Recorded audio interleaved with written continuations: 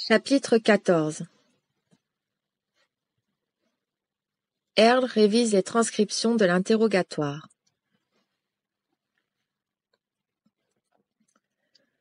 Note personnelle de Matilda O'Donnell McElroy. Peu après que j'eus terminé de dicter au sténographe l'interrogatoire précédent, je fus convoqué d'urgence au bureau du commandant en chef de la base. 4 policiers militaires lourdement armés m'escortèrent jusque-là. À mon arrivée, on me demanda de m'asseoir dans un bureau de dimension imposante, entièrement aménagé, meublé d'une table de réunion et de chaises. Étaient présentes dans le bureau plusieurs personnalités de premier plan que j'avais déjà remarquées dans la salle d'observation. Je reconnus quelques-unes de ces personnalités qui, en effet, étaient des célébrités. Je fus présenté à ces personnalités, au nombre desquelles figuraient le secrétaire de l'Army Air Force, M. Cy Minton, le général Nathan Twining, le général Jimmy Doolittle, le général Vandenberg et le général Norstadt. À ma grande surprise, Charles Lindbergh se trouvait également dans le bureau. Le secrétaire Cy Minton m'expliqua que M. Lindbergh était présent en qualité de conseiller du chef d'état-major de l'US Air Force. Plusieurs autres personnes se trouvaient dans la pièce, qui ne me furent pas présentées. Je suppose qu'il s'agissait de collaborateurs directs des officiers supérieurs ou d'agents des services secrets. Cette soudaine intention, non seulement de la part du secrétaire et des généraux, mais encore de la part de célébrités mondiales, telles que M. Lindbergh et le général Doolittle, me fit mesurer l'importance cruciale que l'on accordait à ma fonction d'interprète auprès d'Earl. Jusqu'à ce moment-là, je n'étais pas vraiment consciente de cela, sinon à titre secondaire. Je suppose que la raison en était mon absorption totale dans les aspects concrets de cette situation hors du commun. D'un instant à l'autre, je commençais à saisir l'étendue de mon rôle. La présence de ces personnalités à la réunion était destinée, selon moi, à me convaincre de ce fait. Le secrétaire me recommanda de ne pas m'inquiéter. Il me dit que je n'avais rien à craindre. Il me demanda si je pensais que l'alien accepterait de répondre à une liste de questions qu'il avait préparée.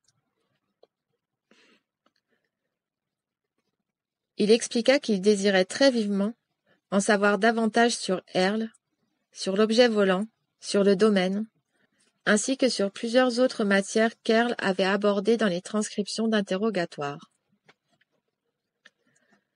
Il va sans dire qu'il s'intéressait principalement à des questions se rapportant à la sécurité militaire et aux caractéristiques techniques de l'objet volant.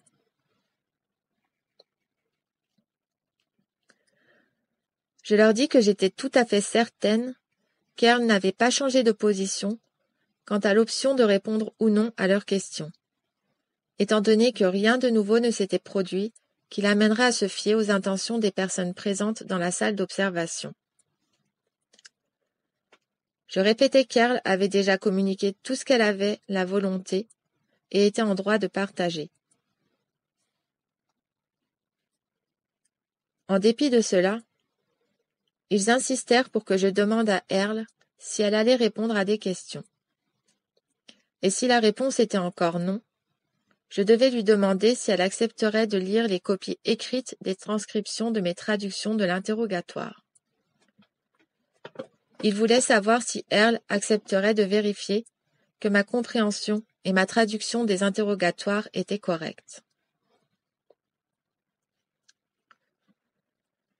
Étant acquis que Earl lisait l'anglais très couramment, le secrétaire demanda s'il pourrait être autorisé à observer par eux-mêmes pendant qu'Earl lirait les transcriptions et vérifierait leur conformité.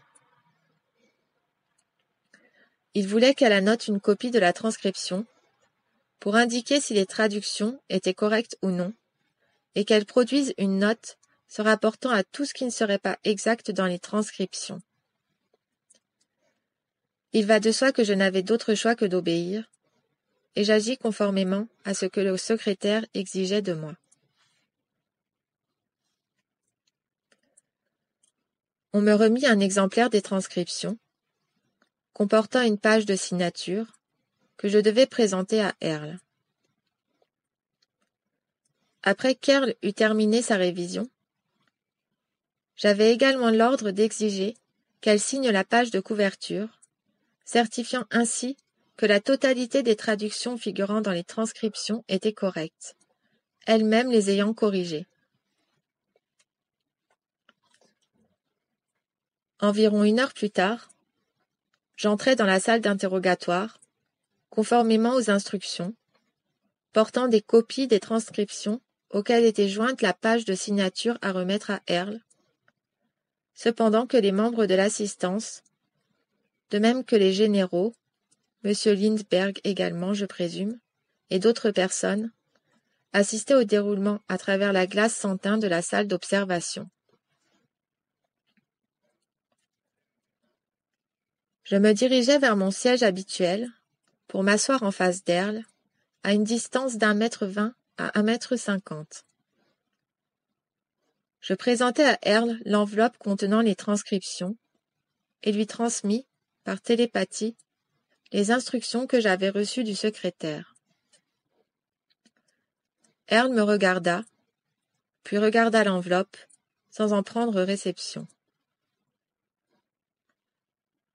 Earl dit : « Si vous les avez lus, et que vous les jugez exacts, il n'est pas nécessaire que je les révise aussi.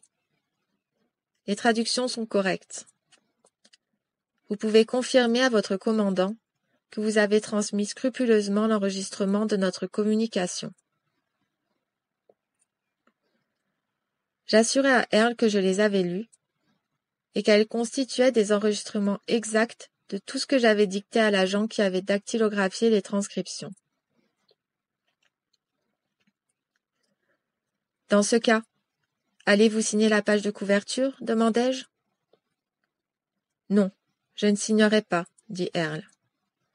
« Puis-je vous demander pourquoi vous ne signerez pas ? Demandai-je.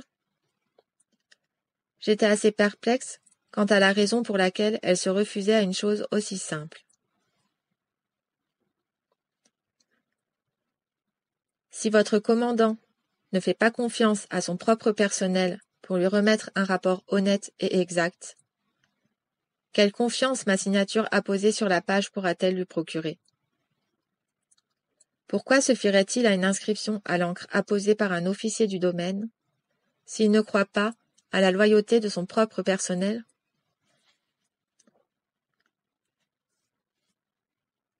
Je ne savais trop que répondre à cela. Je n'avais aucun moyen de m'opposer à la logique d'Earl, et ne pouvais pas non plus la forcer à signer le document. Je restais assise sur ma chaise pendant une longue minute, à me demander ce que je devrais faire après cela. Je remerciai Earl, et je lui dis que j'avais besoin d'aller demander de nouvelles instructions à mes supérieurs. Je plaçai l'enveloppe contenant les transcriptions dans la poche intérieure frontale de ma veste d'uniforme et commençai à me lever de ma chaise. Au même instant, la porte de la salle d'observation s'ouvrit violemment. 5 policiers militaires fortement armés se précipitèrent dans la pièce. Un homme en blouse blanche de laboratoire les suivait à courte distance. Il poussait devant lui un chariot qui supportait un dispositif en forme de boîte, muni de nombreux interrupteurs sur la face antérieure. Avant que j'aie pu réagir, 2 des policiers militaires se saisirent d'Earl et l'immobilisèrent fermement sur la chaise surchargée où elle était assise depuis le premier jour des interrogatoires.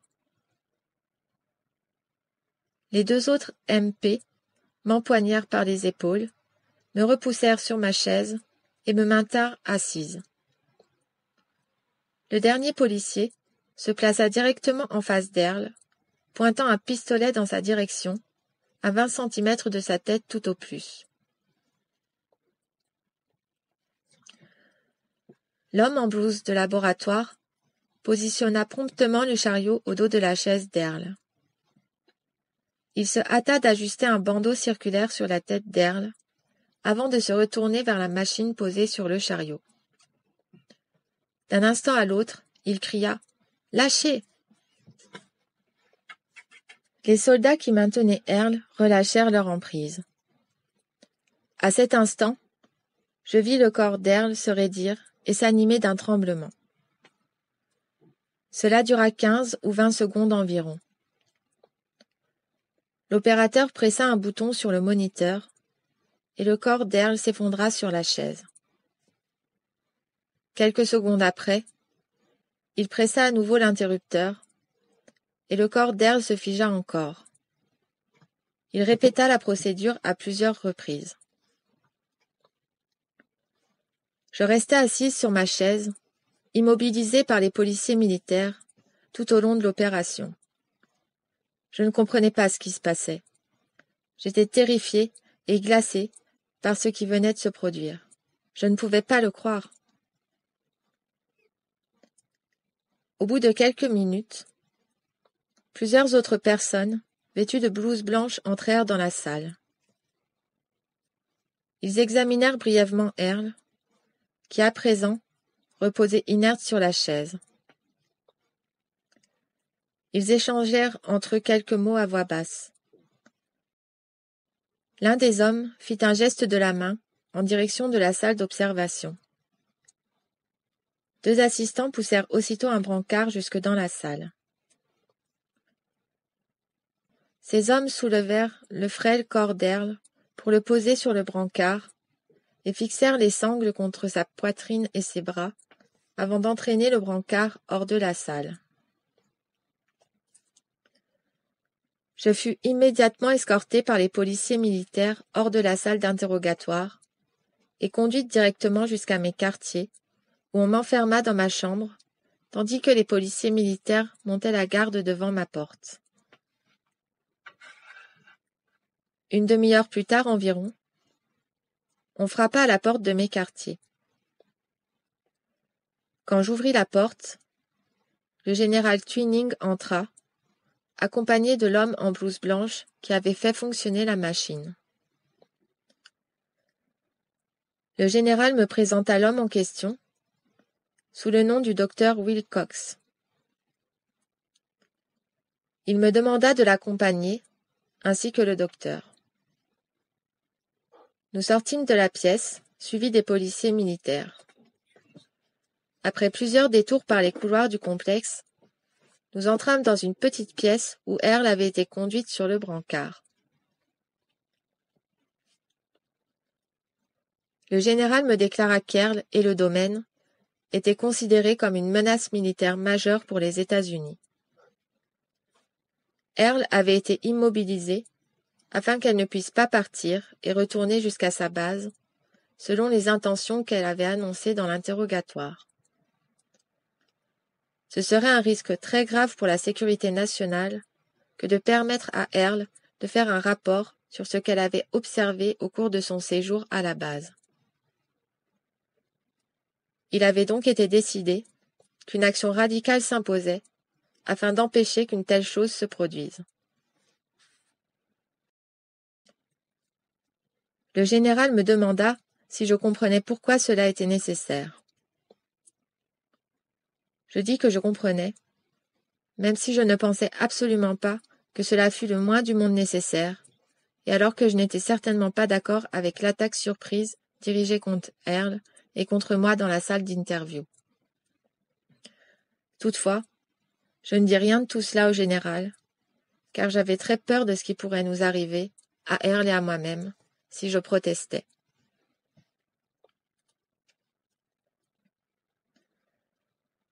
Le docteur Wilcox me demanda d'approcher du brancard et de me tenir à côté d'Earl. Celle-ci était étendue, parfaitement immobile sur le brancard.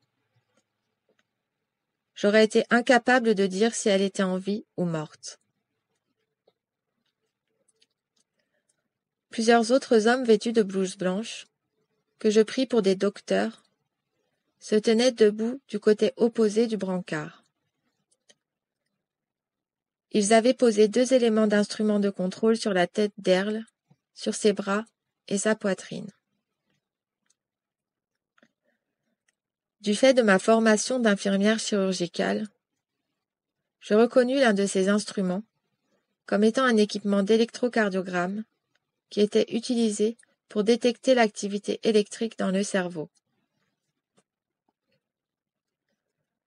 L'autre matériel était un appareil de contrôle des signes vitaux de chambre d'hôpital, dont je savais qu'il serait inutile, Earl n'ayant pas de corps biologique.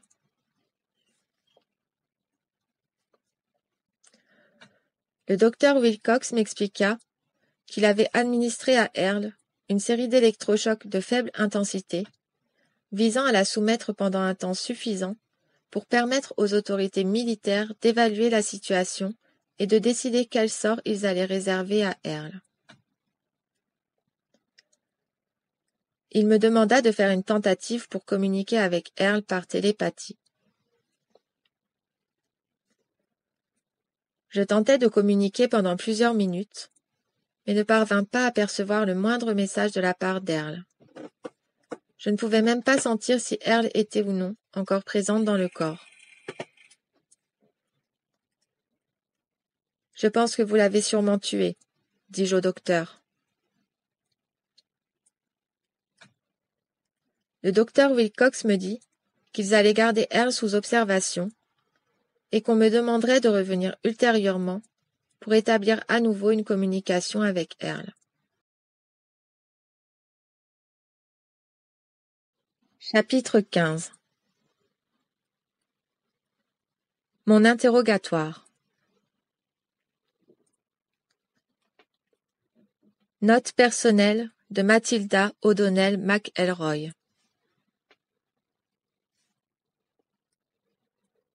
Au matin suivant, je fus escortée jusqu'à la salle d'interview, sous la garde de 4 policiers militaires. La chaise surchargée qu'Earl avait occupée avait été retirée de la salle et remplacée par un petit bureau et plusieurs chaises ordinaires.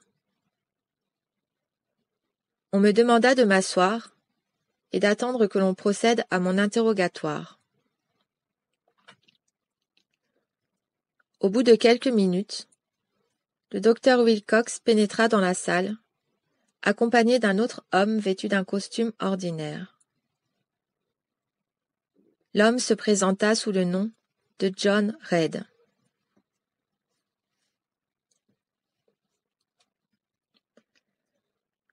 Le docteur Wilcox m'expliqua que M. Reid avait été envoyé par avion depuis Chicago sur ordre de mes officiers supérieurs afin de me soumettre à un test de détecteur de mensonges. Ma surprise à entendre cette déclaration était si manifeste que M. Wilcox remarqua que j'étais tout à fait stupéfaite et outrée à la simple insinuation que j'eusse ne serait-ce qu'une seule fois menti sur quelque chose. Quoi qu'il en fût, M. Reid commença à installer son équipement d'enregistrement graphique sur le bureau adjacent à ma chaise, cependant que le docteur Wilcox continuait de m'expliquer, d'une voix calme, que le test était pratiqué en vue de ma propre protection.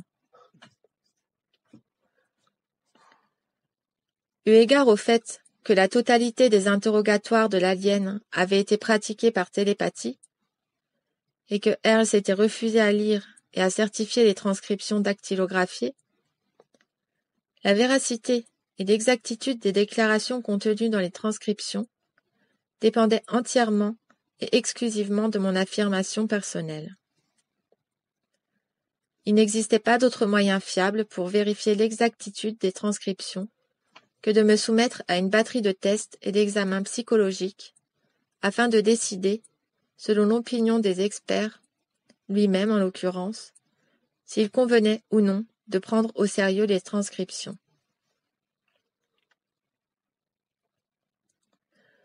Le ton de sa voix disait clairement, je cite, « ou invalider comme les pures divagations d'une simple femme ». Fin de la citation.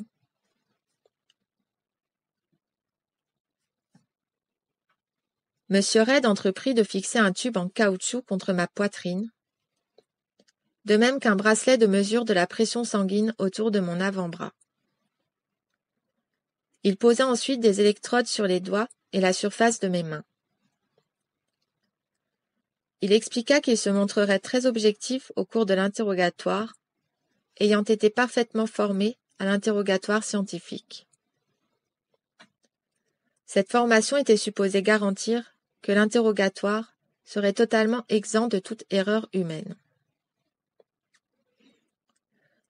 Monsieur Reid m'expliqua qu'en réponse aux questions que lui-même et le docteur Wilcox allaient me poser, les données de variation physiologique seraient transmises à travers une petite unité de contrôle. Les données seraient ensuite enregistrées sur un support mobile qu'il plaça vis-à-vis de la machine reposant sur le bureau. Les graphiques qui s'imprimeraient sur le papier seraient ensuite mis en corrélation et interprétés par M. Reid avec l'assistance experte du docteur Wilcox afin de déterminer si oui ou non j'avais menti. M. Reid et le docteur Wilcox entreprirent ensemble de me poser une série de questions insignifiantes avant d'évoluer vers un interrogatoire plus incisif sur mes interviews avec Earl. Voici ce que je me rappelle de ces questions. Comment vous appelez-vous? Mathilda O'Donnell, répondis-je.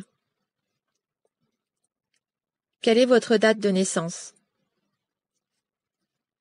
Le 12 juin 1924, dis-je. Quel est votre âge? 23 ans. Où êtes-vous né? Los Angeles, Californie, dis-je. Et ainsi de suite. Pouvez-vous communiquer par télépathie? Non. Je n'ai jamais été capable de faire cela avec quiconque, si ce n'est avec Earl, dis-je. Certaines des déclarations que vous avez dictées au sténographe ont-elles été falsifiées? Non, répondis-je. Avez-vous, de façon intentionnelle ou non, imaginé ou inventé l'une ou l'autre des communications que vous avez prétendu avoir eues avec l'alien? Non, bien sûr que non, dis-je. Cherchez-vous intentionnellement à tromper qui que ce soit? Non. Cherchez-vous à faire obstacle à ce test? Non. De quelle couleur sont vos yeux? Bleus. Êtes-vous catholique? Oui. Feriez-vous à votre curé de paroisse, dans le confessionnal d'une église catholique, les mêmes récits que vous avez dictés au sténographe ici à la base? Oui. Essayez-vous de nous cacher quoi que ce soit? Non, rien. Croyez-vous tout ce que l'alien vous a communiqué? Oui. Vous considérez-vous comme une personne crédule? Non. Les questions se succédèrent ainsi pendant plus d'1 heure. Finalement, on me déconnecta du détecteur et je fus autorisé à retourner dans mes quartiers, toujours sous la garde des policiers militaires. Plus tard dans l'après-midi, je revins dans la salle d'interview. Cette fois, le bureau avait été remplacé par un brancard d'hôpital. Le docteur Wilcox était accompagné cette fois par une infirmière. Il me demanda de m'étendre sur le brancard. Il déclara qu'on lui avait ordonné de me poser la même série de questions auxquelles j'avais répondu lors du test au moyen du détecteur de mensonges. Cette fois, cependant, j'allais répondre aux questions sous l'influence d'un sérum de vérité, connu sous le nom de pentothal de sodium. En tant qu'infirmière en chirurgie, j'étais familiarisée avec ce barbiturique qui est utilisé quelquefois en tant qu'anesthésique. Le docteur Wilcox me demanda si j'avais une objection à me soumettre à ce test. Je lui dis que je n'avais rien à cacher. Je ne me rappelle rien de cette interview. Je supposais qu'après que j'eusse fini de répondre aux questions, je fus à nouveau escortée jusqu'à ma chambre par les policiers militaires, cette fois avec leur assistance, étant par trop somnolente sous l'effet de la drogue pour pouvoir me déplacer par moi-même. Toutefois, j'eus un sommeil très paisible cette nuit-là.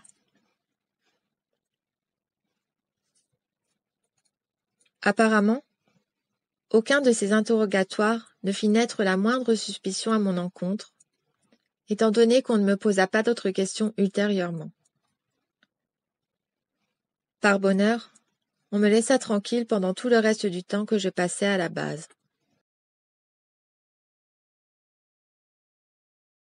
Chapitre 16. Earl prend congé. Note personnelle de Matilda O'Donnell McElroy. Je demeurais encore à la base, la plupart du temps confiné dans mes quartiers, pendant 3 semaines après qu'Earl eût été immobilisé par le docteur Wilcox. Une fois par jour, j'étais escortée jusqu'à la pièce où Earl reposait sur le lit, sous la surveillance continue du docteur Wilcox et d'autres personnes, selon ce que je supposais. Chaque fois que je me rendais dans la pièce, on me demandait de procéder à une tentative pour communiquer à nouveau avec Earl. Je n'obtins de réponse à aucune de mes tentatives. Cela me causait un profond abattement. Les jours passant, je me persuadais et fus de plus en plus affligée à l'idée qu'Earl était morte, pour autant que le terme fût approprié. Chaque jour, je relisais les transcriptions de mes entretiens avec Earl à la recherche d'un indice qui pourrait me remémorer quelque chose ou m'aider d'une manière ou d'une autre à rétablir la communication avec Earl. J'étais encore en possession de l'enveloppe contenant les copies des transcriptions que l'on avait demandé à Earl de signer. Jusqu'à ce jour, je ne comprends pas pourquoi personne ne m'a jamais demandé de les restituer. Je suppose que, dans l'excitation générale qui régnait, ils oublièrent les copies des transcriptions. Je ne proposais pas de les remettre. Je les conservais dissimulés sous le matelas de mon lit pendant toute la durée de mon séjour à la base et les ai conservés en ma possession depuis lors. Vous serez la première personne à examiner ces transcriptions.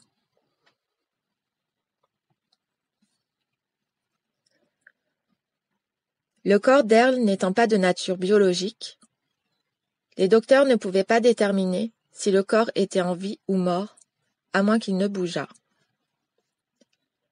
Bien entendu, je savais que si Earl n'occupait pas le corps consciemment en tant qu'Isby, le corps resterait totalement inerte.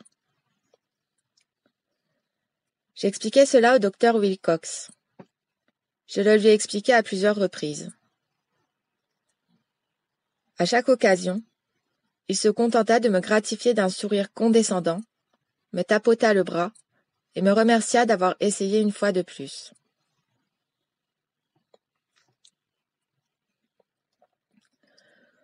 Au terme de la 3e semaine, je fus informé par le docteur Wilcox que l'on n'aurait plus besoin de mes services, car il avait été décidé par les militaires de transférer Earl vers une unité médicale militaire plus sécurisée, mieux équipée pour faire face à la situation.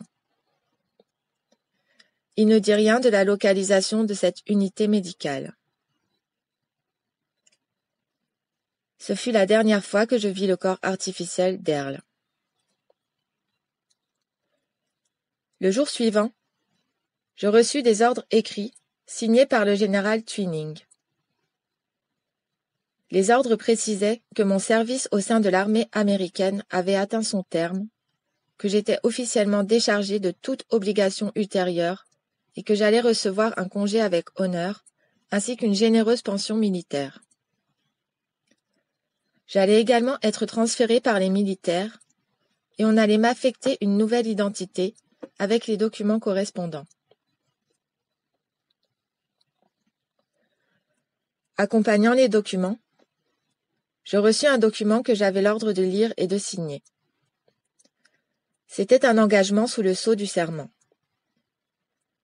La rédaction du document regorgeait d'expressions légales, mais il était très clairement stipulé que j'étais tenu de ne jamais discuter de quoi que ce soit, de quelque nature que ce soit, avec quiconque, quelle que soit la personne, à propos de quoi que ce soit que j'ai vu, entendu ou dont j'ai fait l'expérience au cours de mon service au sein de l'armée, sous peine de mort en tant qu'acte de trahison contre les États-Unis d'Amérique.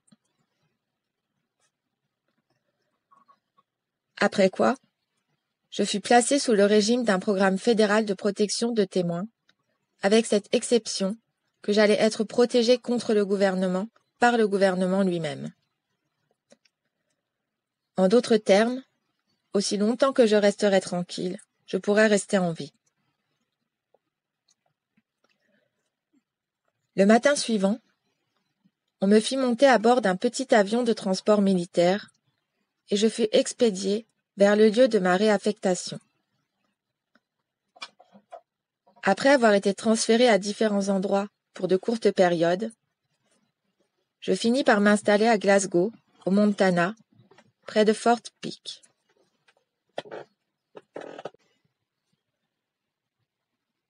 La nuit précédant la date à laquelle était prévu mon embarquement sur l'avion de transport, et alors qu'étendu sur mon lit, je méditais sur cette aventure, me demandant ce qui était arrivé à Earl et à moi-même, j'entendis soudain la voix d'Earl. Je m'assis en sursaut dans mon lit et allumai la lampe sur la table de nuit. Je fouillai la chambre du regard avec frénésie pendant quelques secondes. Je compris alors que c'était bien Earl, Lisby. Certes, son corps n'était pas avec moi dans la chambre, et la présence de ce corps n'était pas non plus nécessaire. Elle dit « Hello !» Le ton de sa voix était apaisé et amical. C'était Earl, incontestablement. Je n'avais aucun doute à cet égard. Je pensais « Earl, êtes-vous encore là ?» Elle répondit qu'elle était ici, mais pas dans un corps sur terre. Elle était retournée à son poste à la base du domaine quand le docteur et les policiers militaires nous avaient agressés dans la salle d'interrogatoire. Elle était heureuse de constater que j'allais bien et que je serais libérée prochainement sans avoir eu à subir aucun préjudice. Je me demandais comment elle leur avait échappé. Je craignais qu'ils l'eussent blessée en administrant l'électrochoc. Earl déclara qu'elle était parvenue à s'extraire du corps avant que l'électrochoc ne fût administré, se soustrayant ainsi à la décharge de courant électrique parcourant le corps. Elle voulait que je sache qu'elle était hors de danger et que je ne sois pas préoccupé à son sujet. Le moins que je puisse dire est que j'éprouvais un vif soulagement.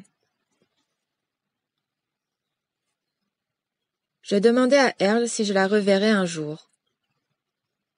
Earl me réconforta en me rappelant que nous sommes toutes deux des Isby. Dès lors qu'elle m'avait localisé dans l'espace et dans le temps, nous allions toujours rester en communication.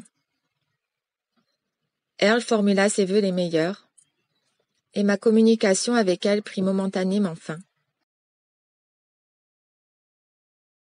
Post-scriptum de Madame McElroy. Note de l'éditeur. Le message suivant était contenu dans une enveloppe séparée portant la mention « À lire en dernier », jointe à la lettre initiale, aux transcriptions et aux autres notes d'explication que je reçus dans l'enveloppe provenant de Madame McElroy. Le message était le suivant. Les autres documents contenus dans cette enveloppe sont la fin de l'histoire, remontant aux événements de 1947. Cependant, plusieurs mois après que le gouvernement m'eut établi à ma destination finale, je poursuivis de façon régulière ma communication avec Earl. Près de 40 ans exactement se sont écoulés depuis le crash de Roswell. Depuis cette époque, il est devenu évident pour moi que c'est pour une raison précise que j'ai été capable de communiquer par télépathie avec Earl. Je suis moi-même un des 3000 membres du bataillon perdu. À présent, la totalité des membres du bataillon perdu ont été localisés sur Terre suite à la mission Anunnaki ordonnée par le domaine et par l'utilisation du matériel de détection Arbre de vie. Grâce à ma communication avec Earl, j'ai récupéré une partie de la mémoire de mes vies antérieures sur Terre au cours des derniers 8000 ans. Dans leur grande majorité, ces souvenirs ne sont guère importants en comparaison avec le cours des événements, mais ce processus constitua une étape nécessaire en vue de reconquérir ma conscience et mes capacités en tant qu'Isby. Je suis également en mesure de me remémorer quelques images fugaces de ma vie au sein du corps expéditionnaire du domaine. Là encore, j'étais une infirmière. De façon générale, j'ai constamment servi dans les fonctions d'infirmière. Je m'en tins à cette profession qui m'est familière. De plus, j'aime le travail qui consiste à aider les êtres humains, de même que les membres de la race des êtres biologiques du domaine, dont les corps ressemblent plus à des insectes qu'à des mammifères, en particulier leurs mains. Les corps artificiels ont également besoin de soins, occasionnellement. À mesure que je me remémore mon passé, je réalise que le reste de ma vie se trouve dans le futur. L'éternité est dans le futur.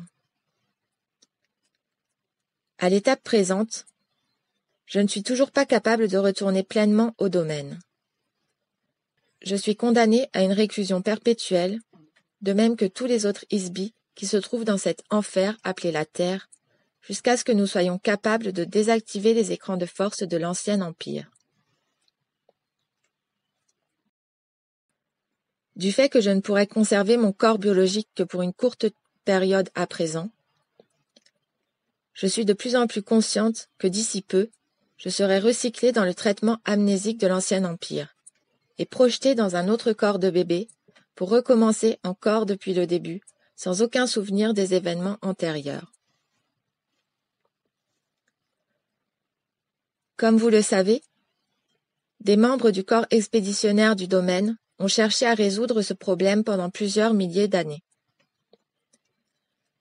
Earl affirme que, bien que le domaine ait localisé tous les officiers et les équipages du bataillon perdu, parvenir à les libérer dépend des Isby qui se trouvent déjà sur Terre. Le commandement central du domaine ne peut, présentement, autoriser des personnels et des ressources à conduire une mission de sauvetage telle n'étant pas la mission principale du corps expéditionnaire du domaine dans cette galaxie. De sorte que, si des Isbis sur Terre sont appelés à s'évader de cette prison, cela devra être un travail de l'intérieur, pour ainsi dire. Les habitants devront découvrir un moyen pour recouvrer leur liberté. De nombreuses méthodes pour récupérer les souvenirs et les capacités des Isbis ont été mises au point au cours des dernières 10 000 années sur Terre, mais aucune de ces méthodes ne s'est avérée réellement efficace jusqu'à ce jour. Earle mentionna que l'avancée la plus significative fut accomplie par Gautama Siddhartha il y a environ 2500 ans. Toutefois, les enseignements originaux et les techniques transmises par le Bouddha ont été altérées ou perdues au cours des millénaires qui ont suivi. Les techniques pratiques de sa philosophie ont été perverties par les prêtres en des rituels stériles qu'ils utilisent comme instruments de contrôle ou de soumission. Cependant, un nouveau progrès majeur est intervenu récemment. Un proche du commandant en chef de la station spatiale du corps expéditionnaire du domaine est un Isbi qui avait été, dans le passé, un important ingénieur et officier dans la flotte spatiale de l'Ancien Empire. L'ingénieur avait été formé, il y a des milliers d'années, dans la théorie de l'improvisation scientifique évoluée. Cette personne appliqua son expertise à aider le domaine à résoudre le problème apparemment insoluble constitué par le sauvetage des membres du bataillon perdu, ainsi que des Isbis sur Terre. Une observation méticuleuse et une analyse expérimentale des mécanismes de la mémoire chez les Isbis, accomplie par lui-même et sa femme, qui l'assistaient, conduisirent à la compréhension que les Isbis peuvent se rétablir de l'amnésie, ainsi que récupérer des facultés perdues. Ensemble, ils découvrirent et mirent au point des méthodes qu'ils utilisèrent pour réactiver leur propre mémoire. Par la suite, ils parvinrent à codifier leurs méthodes afin que d'autres puissent être formés en toute sécurité pour les appliquer à eux-mêmes et à autrui, en échappant à la détection des opérateurs du contrôle mental de l'Ancien Empire. Leur recherche révéla également que les Isbis ont la faculté d'occuper et d'opérer dans plusieurs corps à la fois, une capacité que jusqu'alors on pensait limitée exclusivement aux officiers du domaine. Cela est illustré par le fait que l'ingénieur en question, dans une de ses vies antérieures sur Terre, fut Soliman le Magnifique. Son assistante était une fille de harem qui s'éleva de la condition d'esclave pour devenir sa femme et gouverner l'Empire ottoman avec lui. Simultanément, elle occupait un autre corps et gouvernait son propre empire sous le nom de la reine Élisabeth. Étant reine d'Angleterre, elle ne s'est jamais mariée, étant déjà épouse du sultan de l'Empire ottoman.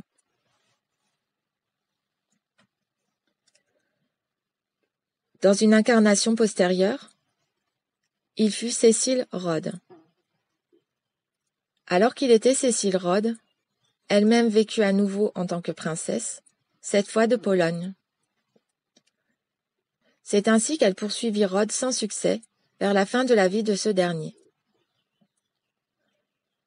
Cependant, ils se connurent encore dans leur incarnation suivante, ils furent mariés, eurent une famille, et à nouveau travaillèrent ensemble avec succès tout au long de leur existence.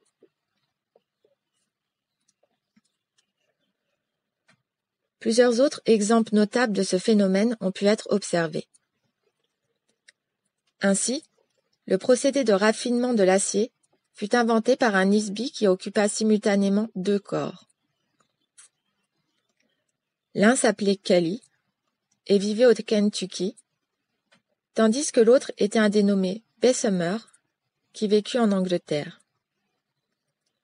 Tous deux inventèrent le même procédé à la même époque.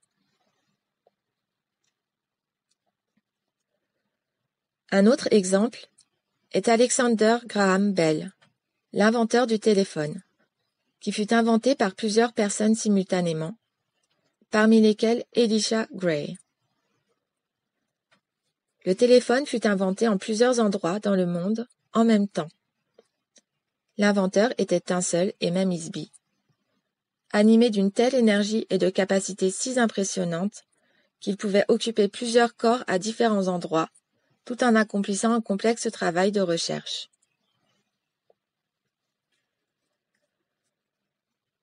Grâce à ces révélations, le domaine est parvenu à rendre au service actif plusieurs Isby du bataillon perdu sur une base de temps partielle.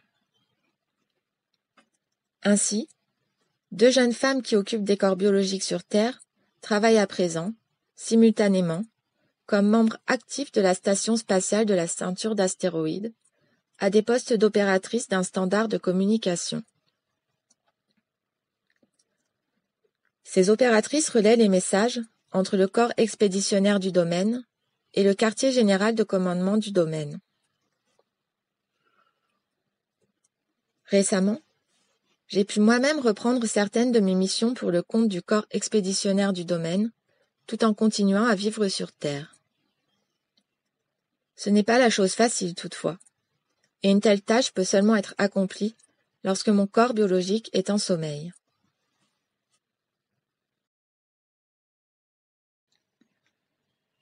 Cela me rend très heureuse de savoir qu'il se peut que nous n'ayons pas à rester sur Terre pour toujours. Il existe un espoir d'évasion, pas seulement pour le bataillon perdu, mais pour de nombreux autres Isby se trouvant sur Terre.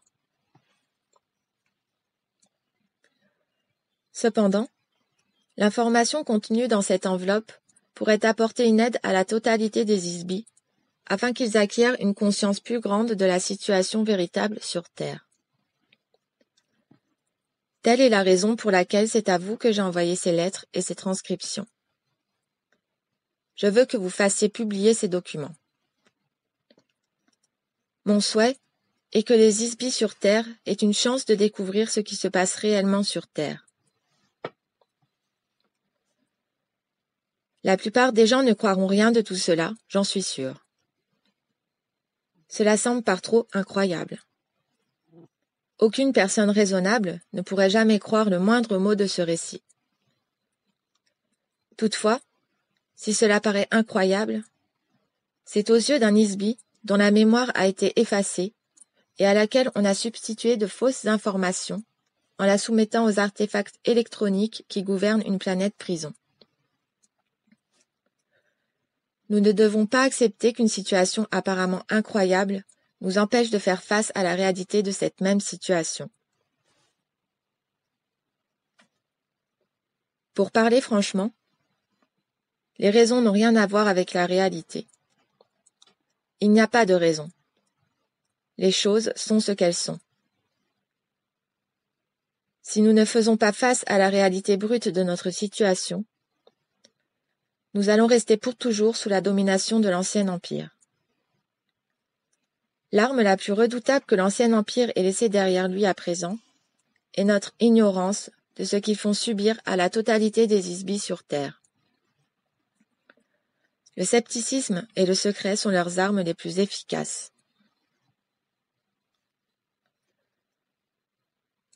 Les agences gouvernementales, qui ont classifié les transcriptions contenues dans l'enveloppe top secret, sont dirigées par des Isby qui ne sont rien d'autre que des automates décérébrés, secrètement manœuvrés sous forme de commandes hypnotiques appliquées par les opérateurs du système pénitentiaire de l'Ancien Empire. Ils sont, à leur insu, les esclaves de maîtres invisibles et d'autant plus asservis qu'ils consentent à être maintenus en esclavage.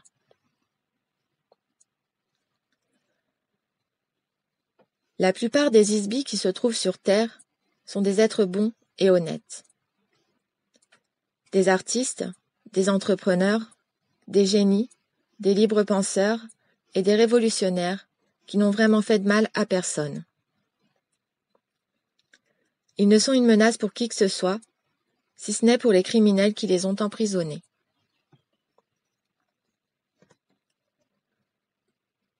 Il est impératif qu'ils mettent à jour le dispositif d'hypnose et d'apnésie de l'Ancien Empire. Il est nécessaire qu'ils se remémorent leur propre vie antérieure. La seule voie par laquelle cela pourra se produire passe par la communication, la coordination et la résistance. Nous devons dire la vérité aux autres personnes, et celles-ci doivent en discuter ouvertement les unes avec les autres. La communication est la seule arme efficace contre le secret et l'oppression. Telles sont les raisons pour lesquelles je vous demande de révéler cette histoire. Je vous prie de faire connaître ces transcriptions à autant de personnes que vous pourrez. Si l'on fait savoir aux gens qui se trouvent sur Terre ce qui se passe réellement ici, peut-être commenceront-ils à se rappeler qui ils sont et d'où ils viennent. Entre-temps, nous pouvons commencer, au moyen des mots, notre propre opération de sauvetage. Nous pouvons reconquérir notre liberté. Nous pouvons être nous-mêmes à nouveau. Peut-être vous rencontrerai-je en personne, avec ou sans corps, quelque part dans notre futur éternel. Bonne chance à nous tous. Mathilda O'Donnell McElroy. Fin des documents de Madame McElroy.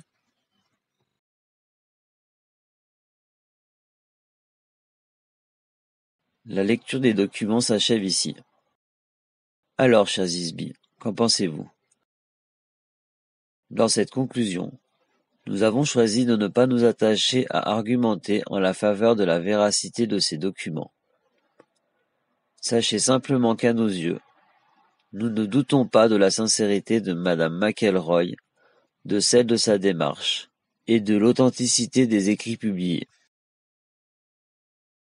Nous accordons énormément d'importance à ce que chacun développe son propre sens de l'esprit critique, son propre sens de l'analyse, son propre sens du recoupement des informations, des facultés que nous perdons constamment, résultat du travail acharné et millénaire d'un pouvoir occulte omniprésent. Nous ne nous considérons absolument pas comme des diseurs de vérité, mais très humblement comme des chercheurs de vérité. Tel un enquêteur, nous savons que nous sommes sur le bon chemin, tout en étant bien loin d'avoir percé les mystères de l'intrigue. Aujourd'hui, nous souhaitions introduire une nouvelle notion, qui nous semble indispensable à notre quête de vérité. Il s'agit de l'aspect intuitif, du ressenti, que nous possédons tous, mais qui se trouve plus ou moins enfoui sous des couches de conditionnement selon chaque individu. Ne vous êtes-vous jamais dit « Je sens que c'est la vérité », même si je ne peux pas l'expliquer? À nos yeux, la raison et le cerveau gauche ayant été érigés en maîtres à notre époque, l'intuition est un outil qui se voit trop souvent négligé dans notre recherche de la compréhension. Et pourtant, elle peut être un véritable baromètre, une boussole, un indicateur du chemin à suivre, si l'on apprend à l'écouter. Cela est d'ailleurs tout autant valable pour les sujets abordés sur cette chaîne que pour notre chemin de vie personnel, les deux étant intrinsèquement liés. Ce que l'on découvre à travers nos recherches impacte notre chemin de vie et inversement. C'est un cycle sans fin. L'intuition est au cœur ce que la raison est au cerveau. Et aujourd'hui, c'est à votre cœur que nous souhaitions parler. Lorsque nous avions pris connaissance des propos d'Earle, il y a de ça quelques années, nous en ressortîmes profondément marqués. Ce qui nous frappa, surtout, fut l'annonce de vivre sur une planète prison, de découvrir que nous étions beaucoup plus que d'être des esclaves du système terrestre. Nous l'avons vécu comme une révélation. Le temps passa, nos recherches sur le pouvoir occulte et sur ses multiples leviers d'action s'étayèrent, nos découvertes sur la véritable nature de l'être humain en tant qu'esprit ont continué à se parfaire. C'est alors qu'à travers le regroupement de toutes les informations que nous avions amassées, les révélations d'Earle prirent réellement et pleinement forme. C'est donc le recoupement de nos années de recherche qui nous permet de croire en ces documents preuves. De plus, notre intuition a toujours abondé dans ce sens.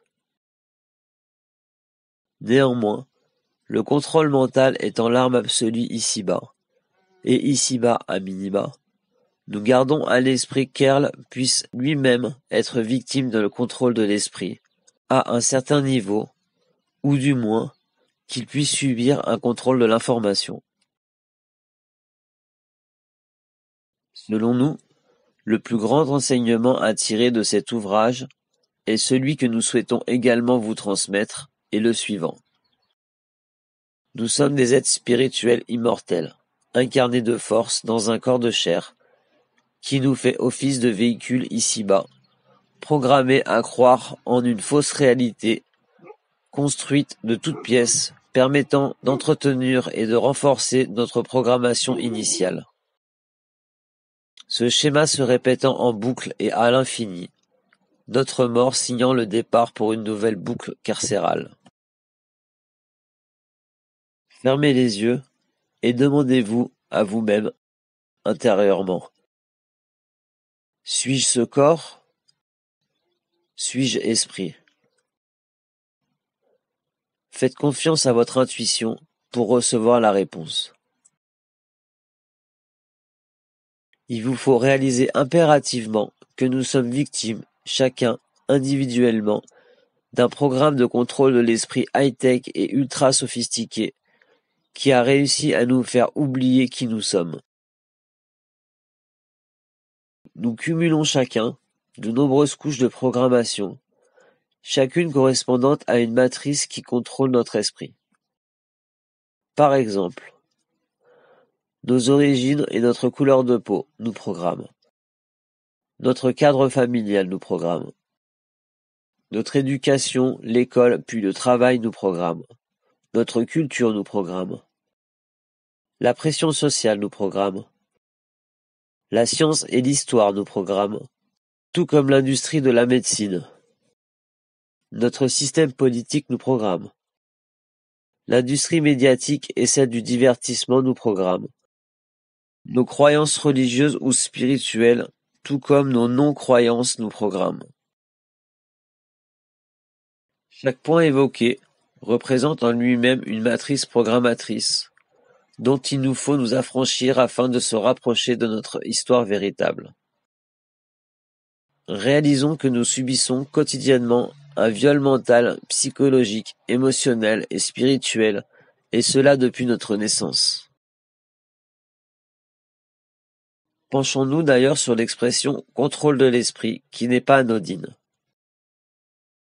Nous interprétons souvent cette expression comme contrôle sur notre fonction mentale, sur notre fonctionnement mental, sur nos facultés mentales, mais le terme esprit signifie également l'entité, la conscience, l'être.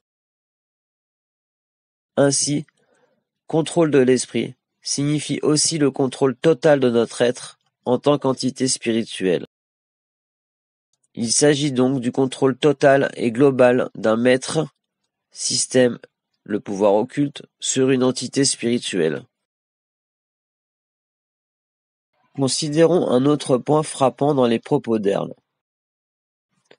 Il s'agit des techniques employées pour nous effacer de la mémoire et nous induire de faux repères avant réincarnation. Elle évoque notamment des électrochocs qui induisent une amnésie et un effacement de la mémoire. Elle évoque l'implantation de commandes hypnotiques. Cela ne vous rappelle rien? Ces mêmes protocoles sont utilisés sur Terre dans le cadre des programmes MK Ultra et MK Monarch, pour ne citer que, asservissant nombre d'êtres devenus des esclaves robotisés, à la personnalité complètement fragmentée, inconscient d'être totalement contrôlé. Ce sont des outils de programmation mentale utilisés depuis toujours par le pouvoir occulte pour se créer une armée d'agents robotisés au service de leur cause, via lesquels ils infiltrent et contrôlent secrètement toutes les sociétés. Sachez que les électrochocs sont standards dans la panoplie du contrôle mental basé sur le trauma. À l'époque des prêtres égyptiens et des religions à mystère, les électrochocs étaient déjà employés. Ils utilisaient par exemple des anguilles électriques, de même que certaines plantes et drogues pour choquer et contrôler autrui. Ce genre de secret fut bien gardé par les lignées Illuminati et par les prêtres des religions à mystère. Ils ont ensuite continué à développer leurs techniques tout au long des siècles. Ainsi, nous pouvons constater que les procédés d'asservissement de l'esprit sont toujours les mêmes, que l'on soit sur Terre, incarné, ou ailleurs, désincarné. Alors, maintenant que nous savons que nous sommes des êtres spirituels immortels, en captivité sur une planète prison, asservis par un système carcéral sophistiqué et impitoyable basé sur le contrôle de l'esprit, revivant en boucle une existence d'esclave sur Terre, sans en avoir conscience, une question se pose. Comment s'en sortir? Comment quitter cette planète prison à jamais? En ce qui nous concerne, tel est le départ d'une nouvelle quête. Au stade actuel de nos recherches, nous avons compris que l'instant de notre mort représente une possibilité d'évasion.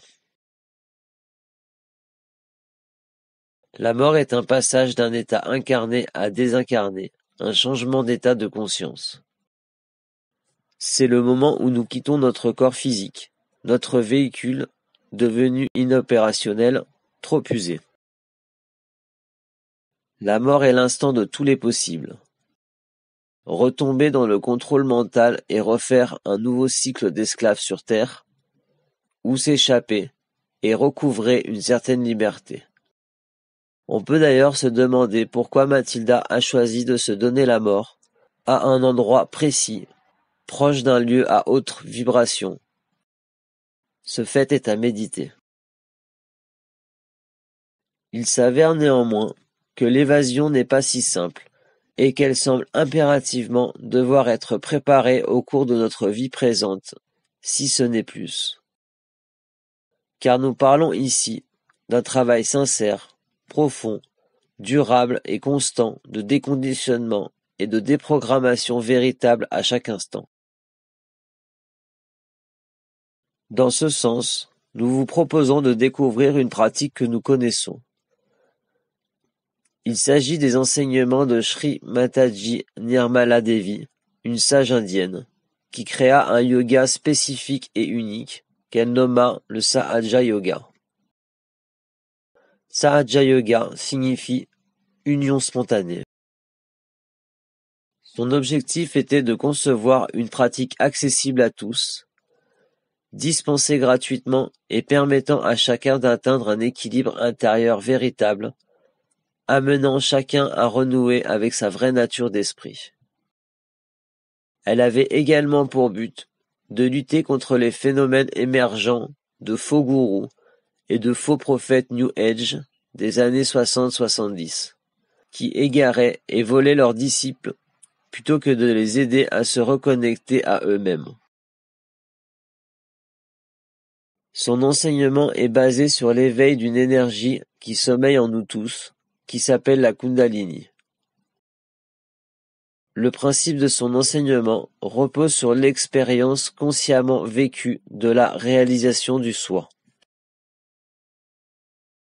La Kundalini est une énergie de nature spirituelle.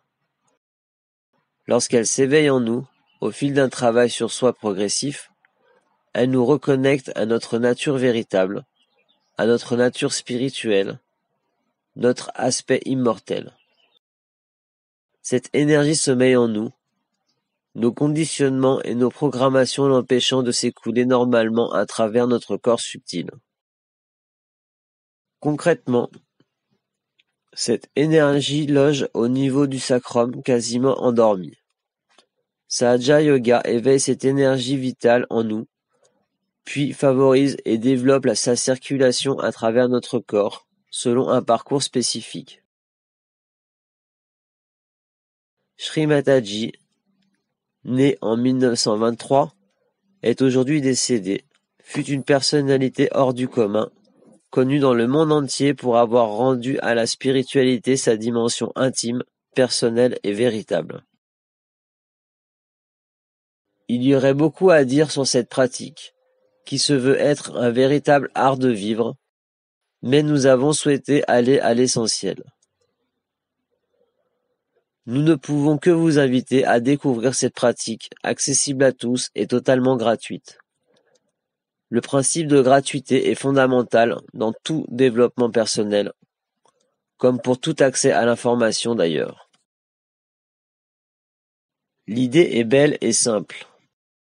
Notre développement intérieur est un droit inné et fait partie de nous. De même que l'on ne peut pas payer la terre-mère pour faire germer une graine, on ne peut pas payer ou acheter notre développement intérieur. Car plus nous apprenons à nous connaître, plus nous redevenons maîtres de nous-mêmes, et plus nous nous affranchissons de notre statut d'esclave. Car reprendre possession de nous-mêmes fait partie intégrante de la lutte pour la liberté et de notre quête de vérité. N'oublions pas que la plus grande peur du système et du pouvoir occulte est que nous nous retrouvions nous-mêmes, en nous-mêmes, car cela brisera à jamais les chaînes invisibles qui nous maintiennent en captivité. Car notre meilleure arme est et restera la connaissance, que ce soit celle du système qui nous régit ou la connaissance de nous-mêmes. Nous vous souhaitons sincèrement, avec toute notre bienveillance, de trouver le chemin qui vous mènera à vous-même. Ce chemin ne se voudra pas toujours agréable, mais sera salutaire. N'hésitez pas à partager à votre entourage cet ouvrage si révélateur sur notre nature véritable. Merci pour votre écoute et pour l'ouverture d'esprit dont vous témoignez à travers l'écoute de nos choix littéraires. À bientôt pour de nouvelles lectures libératrices. Prenez soin de vous.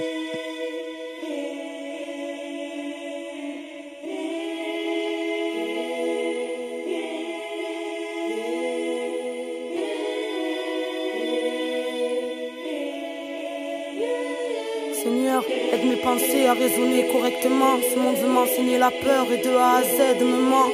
Je te cherche à mon âme en essayant de la connaître. Ma mémoire veut accroître mon mal en soufflant sur ma comète. Plus j'avance, plus j'affronte mes résidus tristes. Je me retrouve à lutter contre mes pulsions autodestructrices. Oh mon Dieu, Seigneur des seigneurs, roi des rois, éternel créateur, tes commandements seront mes lois. Parle à mon âme, envoie-moi un ange quand je me perds, un signe, un présage, des éclats de pétales dans leur jeu de pierre, du libre arbitre, mon espèce retournée vers le démon. Et mon espèce me dit folle lorsque ce fait je le dénonce. Fixe siècle de torture, le cérébral spécule ordure, le matériel n'est qu'illusion, la connaissance, la vraie fortune, non pas leur connaissance tordue, mais l'immuable que rien ne corrompt. Nourriture spirituelle pour mieux ranimer la colombe. Seigneur, aide mon âme que ce monde voudrait voir perdue, car j'ai refusé de la vendre pour accéder à la vertu. Mes frères planent dans le doute, donne-leur la force de rester droit. La sagesse m'a dit connais-toi, pour voir le ciel faut rester toi. Ce monde blasphème, la foi considérée comme futile par ceux qui ne voient pas tes signes, ne discernant pas le subtil, mais voudraient donner des leçons aux serviteurs de ta lumière, ceux qui savent que demain sera sûrement ce qu'on a vu hier. Je ne suis qu'une âme égarée, mais réceptive à ton amour, alors je t'en prie éclaire-moi. Ce monde veut me mettre dans un moule, se fout pas mal de nos désirs, c'est du cœur, pas de l'ego, alors j'agis avec amour pour mieux l'entendre dans ton écho. Seigneur, soigne ma colère, elle est la faille de tous mes mots, j'ai trop mémorisé le mal et elle ressurgit dans mes mots. Accepte mon humble repenti sur la route que j'arpente, reste près de mon âme, je t'en prie, comme lorsque je remontais la pente. Seigneur, guide mes pas, peu importe ce qu'il advienne, donne-moi la force d'avoir la foi, chaque jour plus que la veille, réchauffe le cœur de ceux qui souffrent. toi qui souffles la vie, que ton soleil puisse éclairer nos lunes quand s'ouvre la nuit. Réconforte de ton amour, l'enfant seul et malheureux, protège ces peuples courageux qui survivent les larmes aux yeux. Guide mon espèce à faire la paix avec la création, à faire la paix avec les siens et à chasser l'aliénation. Seigneur, fais comprendre à l'homme que son prochain est son frère, que toutes nos cultures différentes sur le globe sont une richesse. L'homme s'est construit un monde inhumain, écrasant les gens simples, éclaire le cœur de nos bourreaux pour qu'ils puissent devenir humbles, qu'ils puissent voir avec le cœur, pas avec l'ego ni la tête, afin de plus jamais oublier qu'on est les gardiens de la terre, que le poids de nos karmas redevienne plume et que les rayons indigo de nos soleils puissent percer cette brume. Seigneur, que ta volonté soit faite sur la terre comme au ciel, que ta volonté soit faite sur la terre comme au ciel, que ta volonté soit faite sur la terre comme au ciel. Seigneur, que ta volonté soit faite sur la terre comme au ciel, que ta volonté soit faite sur la terre comme au ciel, que ta volonté soit faite sur la terre comme au ciel.